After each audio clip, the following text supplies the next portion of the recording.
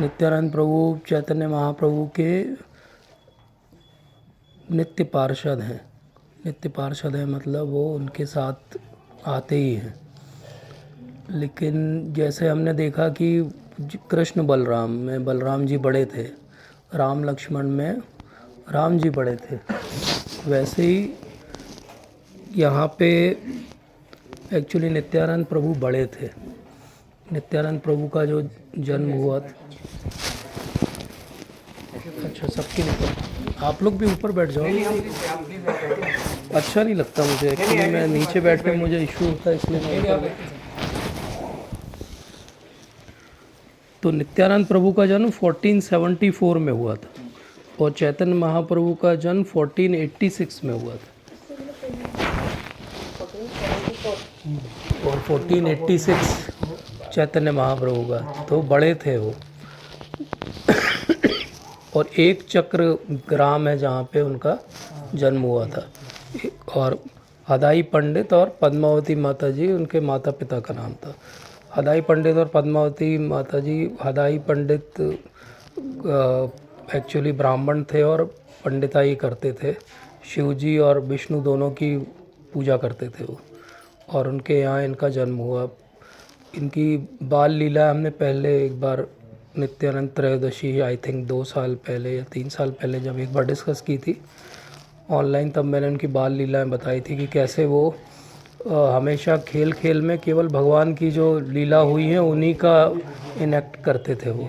तो वो उनकी एक बहुत प्रसिद्ध लीला है, बाल लीला, जो हमको हमेशा याद रखनी चाहिए कि वो कैसे एक बार रामलीला की खेल कर रहे थे सब लोग मिलके, और ये लक्ष्मण का रोल कर रहे थे। वो तो खुद बलराम जी हैं, लक्ष्मण हैं, तो और उनको जब शक्ति लगती है तो वो बेहोश होके गिर जाते हैं।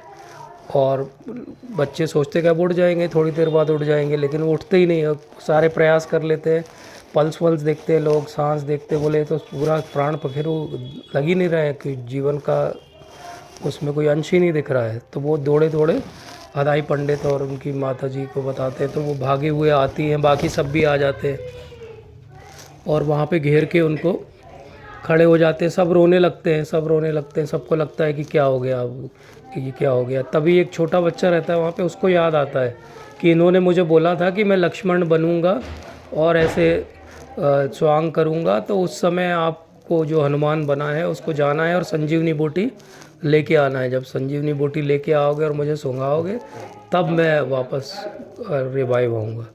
तो उनको याद आता है, तो वो पूरा फिर वो करते हैं वैसे ही। तो वो पूरा एक एक डिटेल बताते हैं उनको कि कैसे आपको जाना है, गंधमर्दन पर्वत है वहाँ पे जाना है, कैसे वहाँ पे एक आपको क्रोकोडाइल मिलेगा, कैसे एक साधु मिलेगा जो राक्षस है, उन दोनों से लड़ना पड़ेगा आपको। उसके बाद गंधमर्दन पर्वत उठा के आपको कैरी करके लाना पड़ेगा। तो ऐसे वो जब सब पूरी लीला कर लेते हैं और फिर वो हनुमान जो बने रहते हैं, वो जब लेके ऐसे रुमाल टाइप का कुछ कपड़ा रहता है वो सुंघाते हैं, तो जो वो बने रहते हैं, वैद्य बने रहते हैं, तो वो एकदम से आ जाते हैं। हाँ, तो ये जब ये रिवाइव हो जाते हैं तो फिर उसके बाद में उनसे पूछा जाता है कि ये आपको इतने डिटेल में कैसे लीलाएं पता है, आपने तो कभी हमने तो कभी नहीं पढ़ाई आपको। तो वो बोलते कि ये तो मेरी लीला है। तब कोई समझ नहीं पाता कि वो कैसे उनकी लीला है, लेकिन ऐसा बहुत बार होता है उनकी बाल लीला के दौरान कि वो ऐसे बहुत इंटीमेट भगवान की लीला करते हैं और कोई समझ नहीं पाता कि वो तो स्वयं ही मतलब भगवान है, कोई डिफरेंस नहीं है। फिर उसके बाद में जब ये लगभग 13 साल के होते हैं तो वहाँ पे एक साधु आते हैं जो परिवज्रकाचार्य जैसे रहते हैं, और वो उनके घर पे आके रुकते हैं और हडाई पंडित उनकी बहुत अच्छी सेवा करते हैं। जब सेवा करते हैं तो साधु अंत में जाते हुए बोलते हैं कि मुझे आपसे कुछ दान चाहिए, दक्षिणा चाहिए। तो बोलते हैं आप जो आदेश करें हम दे देंगे आपको। बोलते हैं मुझे आपका ये पुत्र चाहिए। अब वो 13 साल का किसी का लड़का हो और वो भी इतना प्यारा हो कि पूरे गांव को प्यारा हो, और उसको कोई ऐसे मांग ले, तो हडाई पंडित बहुत दुखी हो जाते हैं, बहुत व्यथित हो जाते हैं। वो अपनी पत्नी जो पद्मावती उनके पास जाते हैं, बोलते हैं कि वो तो ऐसे मांग रहे हैं बच्चे को, क्या करें हम। तो बोलते हैं कि अतिथि है और साधु हैं और उनको अगर हमने नहीं दिया तो हम पे क्या बीतेगी, अगर उनका श्राप आ गया तो क्या होगा हमारा। तो इसलिए वह अंत में बोल देते हैं कि ठीक है आप दे दो। तो वो उनको बालक का हाथ उनके हाथ में दे देते हैं और वो साधु उनको ले जाते हैं कि मैं अलग अलग तीर्थ स्थानों पे जा रहा हूँ, तो ये मेरे साथ में जाएगा और मैं सब जगह इसको भ्रमण कराऊंगा और बोले फिर छोड़ जाऊंगा कभी। तो वो इसी आस में कुछ महीनों, कहीं लिखा है ऐसा कि अराउंड 3 मंथ्स वो रोते रहते हैं, वेट करते हैं, पूरा गांव दुखी हो जाता है कि इतना सुंदर बालक चला गया। और 3 मंथ के बाद में वो अपने प्राण छोड़ देते हैं। तो हडाई पंडित और पद्मावती माता जी भगवान की नित्य लोक में वहाँ उनकी लीला में चले जाते हैं, जहाँ पे वो इटरनली बलराम जी और उनके साथ में लीला कर रहे हैं। तो ऐसे अब ये कौन थे साधु जो ले गए थे वो बहुत क्लियर नहीं है कहीं भी। टेक्निकली अगर हम ढूंढने जाएं तो वो लक्ष्मीपति तीर्थ थे कि वो उनके भी गुरु थे कि कोई और व्यक्ति था। नो वन नोज़ एग्जैक्टली कि वो कौन थे, लेकिन वो बीच के ड्यूरेशन में नित्यानंद प्रभु ने क्या किया ये भी क्लियर नहीं है। बस ये है एक डिस्क्रिप्शन, आप अगर चैतन्य भागवत पढ़ोगे कि वो बहुत सारे तीर्थ स्थान, लगभग भारत के सारे तीर्थ स्थान, नॉर्थ साउथ ईस्ट वेस्ट सब उन्होंने ट्रैवल किए। और अंत में ये डिस्क्रिप्शन उसके बाद का हमारे पास में है कि जब वो वृंदावन में रह रहे हैं तो श्रृंगार भट्ट के वहाँ रहते हैं और वो वेट कर रहे हैं। क्या वेट कर रहे हैं? वो वेट कर रहे हैं कि मेरे जो इष्ट देव हैं वो जब अपने आप को प्रकट कर देंगे तो मैं फिर उनसे भेंट करने जाऊंगा। तो वो ऐसे वेट करते करते एक बार उनको ऐसा आभास होता है और फिर बाकी भक्तों से ही पता चलता है कि श्रीमन महाप्रभु ने अपनी लीला आरंभ कर दी, भक्त वाली लीला आरंभ कर दी। तो उनको पता चल जाता है कि अब तो नवद्वीप मायापुर जाना है। तो वो पहुंचते हैं वहाँ पे, लेकिन एक भाव है उनका, ये भाव ये है कि मेरे स्वामी को मुझे ढूंढना चाहिए, मैं नहीं जाऊंगा डायरेक्टली उनके पास में। तो वो एक नंदन आचार्य है उनके घर पे जाके बैठ जाते हैं शांति से। और महाप्रभु एक दिन पहले भक्तों को बोलते हैं कि मेरे निंद्रा में रोज़ एक स्वप्न आ रहा है और स्वप्न ये है कि कोई बहुत ही महान देवता स्वरूप कोई व्यक्ति जो है वो मायापुर में आए हैं और बोले मेरी उनसे भेंट हो रही है। बोले फिर अगले स्वप्न में मैंने देखा कि वो ऐसे हैं जैसे बलराम जी का डिस्क्रिप्शन देते हैं कि बोले हल है उनके कंधे पे और उनका शरीर ऐसा है, आजानु बाहु है, इतने सुंदर हैं। बोले वो आ गए हैं, जाओ ढूंढो। तो वो भेजते हैं, हरिदास ठाकुर को भेजते हैं, सब भक्तों को भेजते हैं कि जाओ ढूंढो, यहीं कहीं होंगे। तो वो सब जगह घूम के आ जाते हैं लेकिन कहीं उनके दर्शन होते नहीं है। तो फिर महाप्रभु मुस्कुराते हैं, बोलते हैं कि अब मैं चलता हूँ, मैं बताता हूँ वो कहाँ पे छुप के बैठा है। तो फिर वो नंदन आचार्य के घर सबको ले जाते हैं। बीच में श्रीवास पंडित मिलते हैं तो उनसे पूछते तुम मिले क्या, एक बहुत अच्छे साधु आए। बोले नहीं मुझे तो कहीं किसी के दर्शन नहीं हो, कोई नया व्यक्ति। तो बोले चलो साथ में मैं तुम्हें दर्शन करा दूँ। तो सबको ले जाते हैं नंदन आचार्य के घर पे। वहाँ ये अंदर चुपचाप बैठे रहते हैं, लेकिन जब एक दूसरे को देखते हैं तो वो तो इटरनली एक दूसरे के मतलब सेवक और सेव्य भगवान हैं। तो वो देख के इतने भाव में आ जाते हैं कि गले मिलते हैं, रुंदन करने लगते हैं। इतने में वहाँ कुछ और भी भक्त हैं जो उतने इंटीमेटली कनेक्टेड नहीं है, तो उनको लगता है क्यों महाप्रभु इस व्यक्ति से इतना ज़्यादा अटैचमेंट दिखा रहे हैं। तो ये हिंट श्रीवास ठाकुर जो उनको समझ में आ जाती है। तो वो एक श्लोक गाते हैं भागवतम का, बरहा पीड़म नटवर वपु कर्णयो कर्णिकारम। तो ये भगवान का सुंदर स्वरूप का वर्णन है वेणुगीत का। तो वो जैसे ही वो ये सुनते हैं नित्यानंद महाप्रभु तो वो भाव में आ जाते हैं, अष्ट सात्विक विकार हो जाते हैं, वो ज़मीन पे लौटने लगते हैं, बेहोश होकर गिर जाते हैं, उठते हैं, फिर उसके बाद कृष्ण कृष्ण करके फिर गिर जाते हैं, फिर रुदन करने लगते हैं। तो लोगों को समझ में आता है, जिनको डाउट था कि कौन है व्यक्ति, उनके इतने एक्सटेटिक सिम्टम्स देख के वो समझ जाते हैं कि ये कोई बहुत ही महान पुरुष है। और फिर उसके बाद महाप्रभु उनको हरे कृष्णा मंत्र बोल के वापस रिवाइव करते हैं एक्सटर्नल कॉन्शियसनेस में, और फिर से वो गले मिलते हैं और फिर बोलते हैं कि चलो अब मैं तुम्हें श्रीवास ठाकुर के घर ले चलता हूँ। और फिर एक बहुत सारे इंसिडेंट्स हैं। मैं अभी एक ब्रीफ में आपको बायोग्राफिकल स्केच दे रहा हूँ जिसको नहीं पता उसके लिए, ताकि हम बाद में तत्व पे ज़्यादा ध्यान देंगे। तो उसके बाद एक बार ऐसा होता है कि कुछ ही दिनों के बाद में डिसीजन होता है कि व्यास पूजा की सेरेमनी होगी। व्यास पूजा मतलब व्यास देव जी का बर्थडे है। तो व्यास पूजा मनाई जाएगी। तो श्रीवास ठाकुर बोलते कि हाँ ठीक है, मैं सारा इंतज़ाम कर लूँगा, सारे पैराफर्नरी सब ले आऊँगा, मैं शास्त्र भी ले आऊँगा, जहाँ से श्लोक बोल पढ़ने रहते हैं, मैं सब कुछ अच्छे से उनका फ़ोटो सब अरेंज कर दूँगा, and we'll celebrate a good Vyasa Puja. तो नित्यानंद प्रभु को पूजा का वो बनाया जाता है। तो वो सब पूजा होती है, मंत्र वंत्र हो जाते हैं, जो उपचार थे वो हो जाते हैं। उसके बाद उनको एक हार दिया जाता है नित्यानंद प्रभु को, बोला जाता है कि आप जाके you offer this garland to the Vyasadev की जो डीटीज़ है या फोटो है जो भी था। तो वो ऐसे लेके खड़े रहते हैं, ऐसे लेके खड़े रहते हैं। तो एक बार बोलते हैं, 2 बार बोलते हैं, 3 बार बोलते हैं। ऐसा डिस्क्रिप्शन है चैतन्य भागवत में कि ऊपर से सारे देवता आके इस सीन को देखने के लिए बिल्कुल वो है आतुर हैं कि क्या करेंगे अब ये। और इतने में जब किसी की वो कुछ नहीं सुनते हैं तो महाप्रभु सामने आते हैं, उनके बोले कि नित्यानंद ऑफर द गार्लैंड। तो नित्यानंद प्रभु एकदम से उनके गले में डाल देते हैं। तो बोले अरे नहीं, यहाँ नहीं, वहाँ ऑफ़र करना था। तो बोले मुझे पता है कि आप कौन हो और मुझे पता है कि गार्लैंड कहाँ पे ऑफ़र करना हो। तो ये हिंट वहाँ पे अद्वैत आचार्य हैं, श्रीवास ठाकुर हैं, सबको पता लग जाता है कि he is very close and intimate associate of Mahaprabhu. फिर बहुत सारी महाप्रभु की जो संकीर्तन की लीला हैं सब में नित्यानंद प्रभु भी पार्टिसिपेट करते हैं, उसके बाद की सभी लीलाओं में करते हैं।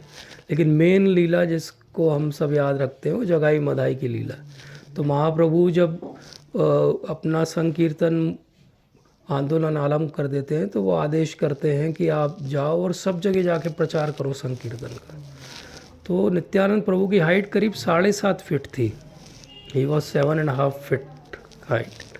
और वो कैसे प्रचार करते थे, मतलब उनका प्रचार करने का तरीका क्या था, क्योंकि वो सबके नवद्वीप में घर में जाते थे, दरवाज़ा खटखटाते थे, और जैसे ही लोग दरवाज़ा खोलते थे अब ये 7.5 फीट ऊंचा आदमी जो है उनके चरणों में एकदम से गिर जाता था, पैर पकड़ लेता था, उनको बोले कि एक बार हरे कृष्णा बोलो, एक बार हरे कृष्णा बोलो।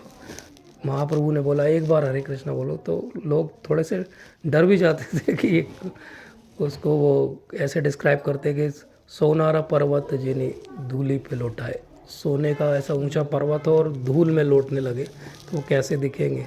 लेकिन वो इतने विनम्र हैं कि वो सबको रिक्वेस्ट करें कि आप एक बार तो हरि नाम करो, एक बार तो भगवान का नाम ले लो। और उनके साथ उनके असिस्टेंट और संगी कौन है, हरिदास ठाकुर। और ये सारे एडवेंचर करते रहते हैं, मतलब जहाँ पे कोई सोच नहीं सकता कि वहाँ जाके भी प्रचार कर सकते हैं, वहाँ सब जगह जाके प्रचार करने का प्रयास करते हैं। और उसी दौरान ये जगाई और मधाई को भी प्रचार करने का प्रयास करते हैं, जिससे वो क्रोधित हो जाते हैं। वो कथा हमको पता है कि किस प्रकार से नित्यानंद प्रभु के ऊपर वो वार भी कर देते। और श्रीमन महाप्रभु को जब ज्ञात होता है तो वो सीधे अपना सुदर्शन चक्र का आह्वान कर देते हैं। लेकिन ये महाप्रभु के चरण पकड़ लेते हैं, बोलते हैं कि इस वाले अवतार में आप किसी को मारने के लिए नहीं आए हो, आपके वेपन जो है वो संकीर्तन है, आप संकीर्तन से आप इनका उद्धार करो, हरि नाम से करो, आप सुदर्शन मत बुलाओ। तो वो फिर बोलते हैं कि मैं तो इनको माफ़ नहीं करूँगा, स्पेशली मधाई को तो मैं माफ़ नहीं करूँगा क्योंकि उन्होंने आपके ऊपर आपको चोट पहुँचाई है। तो मधाई महाप्रभु के चरण पकड़ लेते हैं, बोलते हैं कि मेरे को माफ़ी कैसे मिलेगी। बोले ये अगर आपको फ्री कर देंगे तो मैं भी आपको अलाउ कर दूँगा। तो जब ऐसा होता है तो वो ट्रांसफॉर्मेशन सबसे बड़ा ट्रांसफॉर्मेशन है इतने पूरे जितने लोग डिवोटी बने उनमें, क्योंकि ये एक्सट्रीम ट्रांसफॉर्मेशन था कि एक लोग जो बिल्कुल सब गलत काम कर रहे थे। चैतन्य भागवत में ये डिस्क्रिप्शन आता है कि यमराज के जो चित्रगुप्त हैं वो लिख लिख के थक गए हैं, इतने जो हैं वो गलत कार्य उन्होंने किए। और कहीं कहीं ऐसा भी डिस्क्रिप्शन आता है कि जगाई मधाई कौन है। जगाई मधाई जो है वो पिछले जन्म में जो रावण कुंभकर्ण थे, शिशुपाल दंत वक्र थे, हिरण्याक्ष हिरण्यकश्यप थे, वही जगाई और मधाई। तो वो जगाई मधाई जब ट्रांसफॉर्म हो जाते हैं तो लोगों को स्ट्राइकिंग लगता है सब लोगों के लिए, and that was a good role model also. वो इतने विनम्र हो जाते हैं। उसके बाद की डिस्क्रिप्शन आता है कि वो गंगा के घाट पे भक्त जो स्नान करने आते थे उनकी सहायता करने लगते, उनके कपड़ों की रक्षा करने लगते। यही लोग जो सब थोड़े दिन पहले ही सारे गलत कृत्यों में लगे हुए थे। तो ये महाप्रभु की कृपा और स्पेशली नित्यानंद प्रभु की कृपा के कारण ऐसा हो पाता है। फिर एक पूरा चैप्टर है चैतन्य भागवत के अंदर जिसमें मधाई जो है जब ट्रांसफॉर्म हो जाता है उसके बाद वो प्रेयर्स ऑफर करता है नित्यानंद प्रभु को, और वहाँ पे he reveals the identity of Nityanand. हाँ प्रभु कि आप कौन हो। नॉर्मली उनकी आइडेंटिटी हर कोई नहीं जानता है, महाप्रभु की फिर भी जानते हैं, लेकिन नित्यानंद प्रभु के बारे में बहुत भाग्यशाली है उनको ही पता चलेगा। इसके बाद महाप्रभु की संन्यास लीला हो जाती है। संन्यास लीला के बाद महाप्रभु डिसाइड करते हैं कि वो वृंदावन चले जाएंगे, लेकिन स्पेशली नित्यानंद प्रभु नहीं चाहते थे कि वो वृंदावन चले जाएं, तो वो उनको एक ट्रांसेंडेंटल चीटिंग करते हैं उनके साथ। चीटिंग ये करते हैं कि वहाँ छोटे छोटे बच्चे रहते हैं, उनको वो बहला फुसला के अपनी बातों में लगा के बोलते हैं कि वो जब आएंगे ना पूछने के लिए रास्ता, तो उनको बोलना हाँ यही वाला रास्ता जो है वृंदावन जाता है, और इस तरह उनको कहाँ पे वो शांतिपुर वाले रास्ते पे डाल देते हैं। और वहाँ गंगा बहती है ऐसे शांतिपुर के किनारे किनारे, तो वे इस किनारे पे हैं वो, और एक व्यक्ति को भेजते हैं वो, और उनको अद्वैत आचार्य के पास भेज के बोलते हैं कि आप एक नई भगवान ड्रेस जो साधुओं की ड्रेस रहती वो, और एक नाव में बैठ के आप गंगा के बीच में पहुंच जाओ, क्योंकि इनकी प्लानिंग यही रहती है। तो महाप्रभु जब पहुंचते हैं तो वो गंगा जी को देख के उनको ऐसा भाव आता है कि अरे ये तो यमुना जी हैं और मैं वृंदावन पहुंच गया हूँ, और उसमें डुबकी लगा लेते हैं। और डुबकी लगा के थोड़े अंदर जाते हैं नदी के बीच में, और मुँह बाहर निकालते हैं तो अद्वैत आचार्य नाव में बैठे हुए। तो बोले अरे तुम भी आ गए वृंदावन। तो अद्वैत आचार्य बोलते हैं हाँ मैं भी वृंदावन आ गया, नित्यानंद प्रभु भी हैं। तो बोले अरे ये सब कैसे आ गए। बोले नहीं आप शांतिपुर में हो। तो बोले झूठ बोला मेरे से लोगों ने बोला ये यमुना है। तो बोले नहीं आपसे कोई झूठ बोल ही नहीं सकता है, ये यमुना ही है, क्योंकि जब गंगा और यमुना मिलती है तो ये वाला पार्ट यमुना वाला ही पार्ट है, इसलिए आप जो कह रहे थे और आप जो पूछ रहे थे वो सही था, यही यमुना है, आप सही जगह कूदे थे। लेकिन अब आप क्योंकि आ गए हो तो अब आप नाव में आ जाओ, अब आप अद्वैत आचार्य के घर पे चलो, कुछ दिन रहो, थोड़ा सा हमने प्रसाद बनाया है थोड़ा सा साधुओं के लिए, आप थोड़ा सा प्रसाद ले लो फिर आगे चले जाना। और इस बीच उन्होंने सब खबर भिजवा दी है शची माता को, सबको, सब आ जाते हैं वहाँ पे उनका दर्शन करने के लिए। और वो जो थोड़ा सा उन्होंने प्रसाद बोला था वो इतना ज़्यादा रहता है, उसका डिस्क्रिप्शन है पूरा, more than 50 things they have prepared for Mahaprabhu, उसकी लिस्ट भी दी है वो। आप चैतन्य चरितामृत की सबसे बड़ी स्पेशलिटी ये है कि it is a book of cuisine also, it is lot of Hare Krishna पूजी। So it is book of cuisine also which gives lot of elaborate description कि क्या क्या उन्होंने उनके लिए कुक किया था। और फिर इसके बाद महाप्रभु को आदेश मिलता है अपनी माता से कि आपको वृंदावन नहीं जाना, आपको जगन्नाथपुरी जाना है। तो जब वो जगन्नाथपुरी जा रहे हैं तो नित्यानंद प्रभु साथ में उनके। तो अभी हमने देखा उन्होंने एक आदेश ऊपरी तौर पे भगवान का नहीं माना, उनको गलत डायरेक्शन में भेज दिया, लेकिन अंदर से एक्चुअली महाप्रभु भी यही चाहते थे। इसलिए नित्यानंद प्रभु अकेले हैं जो भगवान का अंदर वो क्या सोच रहे हैं उसको जानते हैं। इसी का दूसरा इसी तरह की लीला दूसरी होती जब वो जा रहे हैं, और जगन्नाथपुरी के पहले एक स्थान आता है जहाँ पे दंडभंग लीला हुई थी, जहाँ पे वो महाप्रभु के संन्यास दंड को 3 हिस्से में तोड़ के बहा देते हैं। तो भी बाहरी तौर पे महाप्रभु उनसे क्रोधित हो जाते हैं और अकेले आगे चले जाते हैं कि मैं अब अकेले आगे जाऊंगा, आप लोग बहुत मुझे परेशान करते हो। लेकिन एक्चुअली भगवान यही चाहते थे और नित्यानंद प्रभु ये दर्शाना चाहते थे कि महाप्रभु ये सारे जो डेजिग्नेशन है संन्यास और इस सब के ऊपर है। ऑल्दो नित्यानंद प्रभु खुद अवधूत हैं, और अवधूत का मतलब होता है कि वो सबसे बड़ी एक्सट्रीम है, संन्यास के भी ऊपर है। लेकिन उन्हीं को, अवधूत को, जब महाप्रभु फिर जगन्नाथपुरी में आदेश देते हैं कि अब आपको विवाह करना पड़ेगा, जाइए और प्रचार करिए, विवाह करिए, तो वो जो अवधूत है वो, उनको ये अटैचमेंट नहीं है कि मेरी आइडेंटिटी अवधूत होने से है। वो कहते हैं कि महाप्रभु आपका आदेश है तो मैं विवाह भी कर लूँगा, अगर आपके प्रचार कार्य में उससे सहायता हो तो मैं वो भी कर लूँगा। नहीं तो नॉर्मली आज भी अगर कोई ब्रह्मचारी हो और फिर गृहस्थ बन जाए तो लोग कहते हैं कि अरे ये तो फॉल डाउन हो गया उसका। लेकिन वहाँ वो अवधूत हैं और वो गृहस्थ बन जाते हैं और 2-2 विवाह कर लेते हैं। लेकिन फिर भी वो ये नहीं कहते कि अरे मुझे गलत रास्ते बता रहे हो, वो यही कहते हैं कि आपका जो आदेश हो वो मैं पालन करूँगा।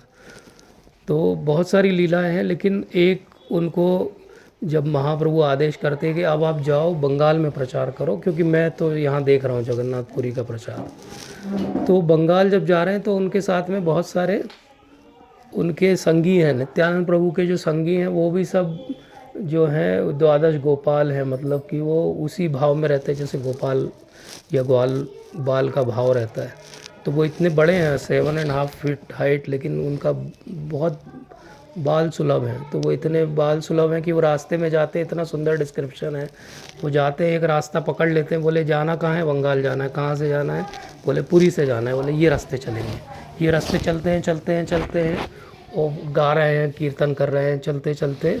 फिर वो बहुत शाम तक किसी से पूछते हैं कि भैया ये बंगाल वाला ही रास्ता है ना, तो बोले नहीं आप 20 कोस गलत आ गए हो, आपको 20 कोस वापस जाना पड़ेगा। तो ये नहीं कि वो फ्रस्ट्रेट होते हैं, वो कहते हैं चलो भैया, नाचते गाते वो वापस 20 कोस चले जाते हैं, फिर किसी से नहीं पूछते, फिर वो आगे कहीं निकल जाते हैं। फिर वो जब उनको याद आता है पूछ तो लें एक बार, फिर पूछते तो पता चलता अरे ये भी रास्ता गलत है, अच्छा इस रास्ते जाना है। तो ऐसे करते करते वो ऐसा डिस्क्रिप्शन है चैतन्य भागवत में कि पता नहीं कैसे पहुंच गए वो, मतलब जिस तरह से वो चल रहे थे उससे तो लगता ही नहीं था कि वो कभी बंगाल पहुंचेंगे, लेकिन पहुंच गए। तो पनीहट्टी पहली जगह थी जहाँ पे वो पहुँचे, वहाँ राघव पंडित एक बहुत बड़े भक्त हैं, वो राघव पंडित का घर है। तो राघव पंडित उनका बहुत अच्छा स्वागत करते हैं, वो महाप्रभु के भक्त हैं।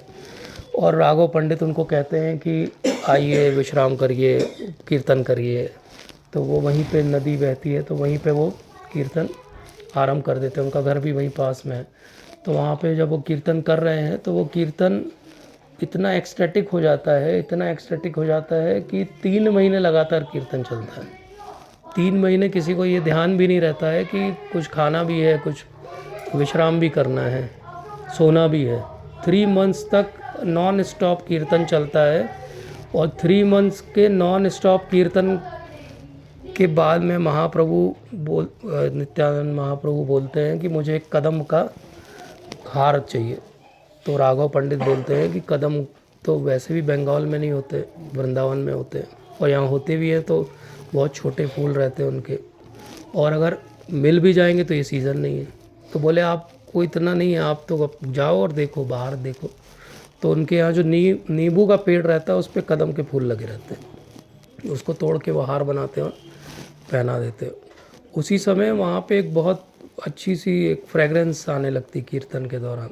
तो लोग पूछते कि ये किस चीज़ की फ्रेगरेंस है, कदम के फ्लावर्स की तो नहीं है।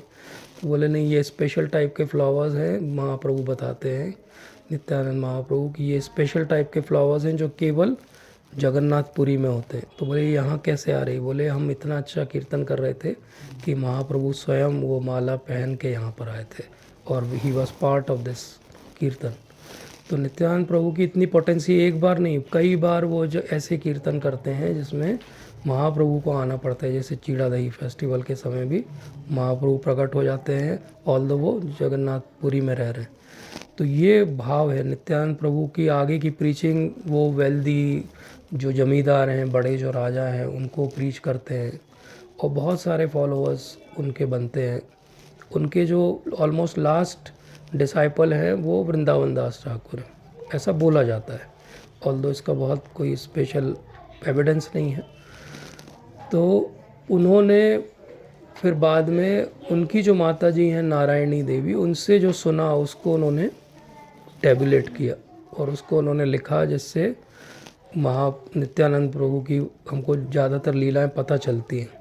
तो वो एक्चुअली चैतन्य भागवत लिख रहे थे चैतन्य चरितामृत के पहले, और वो चैतन्य महाप्रभु का डिस्क्रिप्शन लिख रहे थे उसमें, लेकिन क्योंकि वो इतने हार्ट से अटैच हैं नित्यानंद प्रभु से कि वो बार बार उनका एक आध चैप्टर के बाद फिर उनको ध्यान आ जाता है कि नित्यानंद प्रभु ने ये किया था, और वो वही डिस्क्राइब करने लगते हैं। तो इस प्रकार से महाप्रभु और नित्यानंद प्रभु की बहुत सारी लीलाएं हैं, लेकिन हमारा जो फोकस होना चाहिए नित्यानंद त्रयोदशी पे, ये तो एक ओवरव्यू मैंने बताया है, प्रभु जी ने मुझे बताया कि किस प्रकार से चैतन्य महाप्रभु और नित्यानंद प्रभु की साथ में लीलाएं कैसे हुई। तो आप जब चैतन्य चरितामृत पढ़ो तो आपको ये ध्यान रहेगी, बहुत सारी लीलाओं में हो सकता मेंशन ना हो, लेकिन महाप्रभु और नित्यानंद प्रभु वहाँ पे एक साथ में थे जब वो एक बार आ गए तो उसके बाद लगभग वो शैडो जैसे उनके साथ में ही रहते थे पूरे टाइम। और बहुत सारी एक्सटेटिक उनकी श्रीवास आंगन में बहुत सारी लीलाएं हैं, बहुत सारी संकीर्तन की लीलाएं हैं। लेकिन मेन जो बात है वो ये कि नित्यानंद प्रभु कौन है। नित्यानंद प्रभु स्वयं बलराम जी हैं। और बलराम जी और भगवान कृष्ण में क्या अंतर है? दो ही अंतर है बस। क्या क्या अंतर है? दो। और दूसरा कलर, कलर और भाव, वर्ण और भाव, दो ही अंतर है। तो भाव जो है वो सेवा का भाव है। और महाप्रभु जब आते हैं तो वो किस भाव में आते हैं? वो बहुत मैग्नेनिमस है, मतलब कि बहुत ज़्यादा औदार्य का भाव है उनका। औदार्य का मतलब होता है कि वो ये नहीं देखते कि योग्यता आपकी है या नहीं, वो highest thing he is giving to the lowest people. But highest चीज़ मिल रही हो आपको, मान लो एक कमरे में, लेकिन उस कमरे की जो चाबी हो या जो ताला हो, उसको जब तक आपको एक्सेस नहीं मिलेगा आपको एंट्री नहीं मिलेगी। नित्यानंद प्रभु जो हैं वो उस स्टोर हाउस का एक्सेस है, या उस आज के टर्म्स में बोलें तो उस फाइल का पासवर्ड है। तो जो औदार्य की भावना है महाप्रभु की, वो आपको कैसे मिलेगी? वो नित्यानंद प्रभु के थ्रू मिलेगी। जैसे रघुनाथ दास गोस्वामी की कथा में वो बहुत स्पष्ट तौर पे बोलते हैं, रघुनाथ दास गोस्वामी पहले महाप्रभु से मिलते हैं, उसके बाद नित्यानंद प्रभु से मिलने जाते हैं। तो वो दूर खड़े रहते हैं तो बोलते हैं चोर आया है, चोर आया है। तो बोले चोर क्यों बोल रहे? तो जमींदार का लड़का है, सबसे वेल्दीएस्ट पर्सन है यहाँ का, बड़ा डोनर बन सकता है। बोले नहीं, ये चोर है। बोले ये चोर इसलिए है क्योंकि ये पहले महाप्रभु की कृपा पाने चला गया, मेरे थ्रू जाना चाहिए था। इसलिए जब वो उनको प्रणाम करते हैं तो वो अपने पैर उनके सिर पे रख देते हैं, हाथ नहीं रखते हैं, पैर रख देते हैं। मतलब वो उनके सारे भाव अलग ही रहते हैं, उन पैर भी रख देते तो बहुत बड़ी उनकी कृपा है। उसके बाद उनको महाप्रभु की सही में कृपा मिलती है, फिर इतनी सेवा मिलती है, फिर उसके बाद वो 6 गोस्वामियों में से एक बन जाते हैं। लेकिन उसके पहले वो स्ट्रगल कर रहे हैं बट छूट नहीं पा रहे हैं। जब नित्यानंद प्रभु की कृपा मिलती तब वो वहाँ से छूट पाते हैं। तो इसलिए कोई भी ऐसा एक डिस्क्रिप्शन आता है कि कोई भी अगर ये सोचता है कि उसको चैतन्य महाप्रभु मिल जाएंगे बिना नित्यानंद प्रभु की कृपा के, तो यही पशु बड़ा दुराचार। वो व्यक्ति क्या है? वो पशु है, दुराचारी है। मतलब उसने रियलिटी को अभी रियलाइज़ ही नहीं किया। तो नित्यानंद प्रभु का नाम क्या है? नित्य आनंद। नित्य मतलब हमेशा, आनंद मतलब हैप्पीनेस। तो नित्यानंद प्रभु नित्य आनंद में कैसे रहते हैं? आनंद तो हम भी खोज रहे हैं सब, लेकिन हम तो आनंद में नहीं रहते। नित्यानंद प्रभु नित्य आनंद में इसलिए रहते हैं क्योंकि वो भगवान की सेवा करते हैं। नित्य आनंद में रहने की जो की है वो भगवान की सेवा है। नित्यानंद प्रभु बलराम जी के रूप में हर भाव में भगवान की सेवा करते हैं।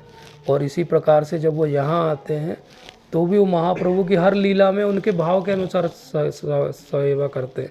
अगर वो कहते हैं आप विवाह कर लो तो विवाह कर लेते हैं। अगर वो अंदर से उनका भाव रहता है कि मुझे वृंदावन नहीं जाना है तो वैसी व्यवस्था उनकी बना देते हैं कि ना जाएं वो। तो इस प्रकार से हर वो काम करते हैं जो महाप्रभु को प्रिय है। महाप्रभु को सबसे ज़्यादा प्रिय क्या है? कोई प्रचार करे उनका। तो इसलिए वो प्रचार का कार्य हाथ में लेते हैं कि मैं आपको के लिए प्रचार करूँगा, आप एक जगह बैठो और मैं प्रचार करूँगा। इसीलिए जब महाप्रभु संन्यास ले लेते हैं तो वो अलग से एक चैप्टर है पूरा चेतन भागवत में, जहाँ वो बैठा के उनसे डिस्कस करते हैं सेक्लूडेड प्लेस पे, कोई भी नहीं है वहाँ पे, कोई और भक्त भी नहीं है। और वो बोलते हैं कि मैंने संन्यास ले लिया है और संन्यास के कारण मेरे हाथ बंधे हुए हैं, मैं बहुत सारे ऐसे स्थानों पे नहीं जा सकता जो मेरी मर्यादा का उल्लंघन हो जाएगा अगर मैं जाऊंगा, लेकिन आप जा सकते हो। तो इसलिए आप विवाह कर लो और फिर आप हर उस स्थान पे जाओ। इसलिए 2-2 बार ये श्लोक आता है चैतन्य भागवत में। और वहीं पे जब एक अभी डिस्क्रिप्शन बीच का है कि एक बार बंगाल से वापस आते नित्यानंद प्रभु मिलने के लिए महाप्रभु से, और जैसे ही महाप्रभु को पता चलता है नित्यानंद प्रभु पुरी के प्रिसिंट पे बैठे हुए हैं एक जगह पत्थर पे और कुछ सोच रहे हैं, मतलब मेडिटेशन टाइप के। और महाप्रभु को पता चलता है कि वो आ रहे हैं तो वो सबको छोड़ के भागते हुए आते हैं, बाकी सब पीछे छोड़े आते हैं। तो वो जहाँ बैठे हुए हैं वहाँ का वो परिक्रमा करते हैं नित्यानंद प्रभु की, और परिक्रमा करते हुए एक श्लोक गाते हैं, और फिर वो जब श्लोक सुनते हैं आवाज़ होती है तो नित्यानंद प्रभु अपनी आँख खोलते हैं। और वो श्लोक क्या रहता है? श्लोक ये रहता है कि मेरा नित्यानंद अगर किसी मुस्लिम लड़की से शादी कर ले या शराब खाने में भी दिखाई दे तो भी मुझे पता है कि वो वहाँ कुछ प्रचार करने गया होगा, मतलब कोई उसका बहुत बड़ा एजेंडा होगा भक्ति का, इसलिए वो कर रहा है। मतलब he can never fall down, he can never fall down. और यही वृंदावन दास ठाकुर फिर से ये श्लोक बोलते हैं कि नित्यानंद अगर मेरे महाप्रभु, मतलब मेरे प्रभु बोलते हैं कि मेरे प्रभु को अगर मैं कभी सुबह सुबह कहीं से ऐसे जगह से निकलता हुआ देख लूँ जो नॉर्मल सब भी लोग नहीं जाते हैं, तो भी मुझे पता है कि वो वहाँ पे गए थे तो किसी को प्रचार करने गए होंगे। मतलब he has such A clear character and his all his devotees have that clear understanding कि वो कहीं भी जा सकते हैं प्रचार करने के लिए, किसी को भी प्रचार कर सकते हैं, किसी को भी भक्त बना सकते हैं। तो ये क्वालिटी उनमें आती कहाँ से? क्योंकि वो भगवान की सेवा में लगते हैं। तो सेवा से आनंद आता है, सेवा के बिना जो भी आनंद है वो अधूरा है। और दूसरा आनंद कहाँ से आता है? हरिनाम से आता है, क्योंकि वो हमेशा हरिनाम करते हैं और हरिनाम बांटते हैं, और हरिनाम के लिए वो कोई भी रिस्क लेने को तैयार है। लोगों ने उनको मना किया था कि ये जगाई मदाई के पास मत जाना, ये ख़राब लोग हैं, लेकिन वो बोलते हैं कि अगर इनको बदल दिया, वो मीटिंग होती है हरिदास ठाकुर की और उनकी, कि इनको बदल दिया तो बहुत अच्छा एग्जाम्पल बन जाएगा। हरिदास ठाकुर ऐसा दिखाया जाता है कि वो थोड़े से मतलब कंजर्वेटिव हैं, वो बोलते हैं कि इनको छोड़ देते हैं, बहुत सारे लोग हैं इनको प्रचार, बोले नहीं इनको अपन कोशिश करते, बोले ये पिछली बार भगा दिया था इन्होंने, बोले एक बार और करते कोशिश, क्या होता है। तो ऐसा वो एक बार तो हम पढ़ते हैं ये वाला डिस्क्रिप्शन, ऐसा बहुत बार होता है कि ये दोनों प्रचार करने जाते हैं और ऐसे स्थान पर चले जाते हैं जैसे मुस्लिम्स के बीच कहीं चले गए और फिर प्रचार करने लगे, कोई पीछे पड़ जाता है। तो ये तो 7.5 फीट के हैं, तो ये तो लंबे लंबे पैर डग भर के भाग जाते हैं वहाँ से। हरिदास ठाकुर दुबले पतले हैं, वो पीछे रह जाते हैं। तो बोले मैं हमेशा रिस्क में पड़ जाता हूँ आपके कारण, आप तो भाग जाते हो बोल के, और मैं हमेशा परेशानी में पड़ जाता हूँ। तो बोलते कि नहीं, मैं I will take care of you. कभी ऐसा नहीं हो गया हरिदास ठाकुर को कोई चोट लगी हो, लेकिन पॉइंट ये है कि he is so industrious, he is so clear. और तीसरी जो उनकी स्पेशल क्वालिटी है जिसके कारण वो आनंद में, वो उनकी विनम्रता है। अवधूत हैं वो, अवधूत मतलब हम सोच समझ भी नहीं सकते अवधूत होते कौन है। अवधूत जो एक्सट्रीम क्वालिटी होती है अवधूत के अंदर, और वो दांत के बीच में एक तिनका रख के और ज़मीन पे गिर जाते, वही हैं ये जो बलराम जी थे जब, तो रोमहर्षण सूत की अगर आपने कहानी पढ़ी हो तो वो उठते नहीं उनको ग्रीट करने के लिए, तो उतने में वो एक घास का तिनके से मार देते हैं उनको, और वही अब घास का तिनका मुंह में रख के हाथ जोड़ के बोल रहे हैं कि आप हरि नाम लो। तो ये जो क्वालिटी है इसके कारण वो आनंद में है। वो ये दर्शा रहे हैं कि अगर आपको भी आनंद में रहना हो तो आपको भी 3 काम करने पड़ेंगे। क्या क्या करना पड़ेगा? सेवा करनी पड़ेगी, हरि नाम लेना पड़ेगा और विनम्र रहना पड़ेगा। अगर आप ये 3 बातें करेंगे तो आप नित्य आनंद में रह सकते हैं। और इसीलिए उनके जो एसोसिएट्स भी हैं, जो द्वादश गोपाल भी हैं, वो भी ऐसे ही नित्य आनंद में रहते हैं।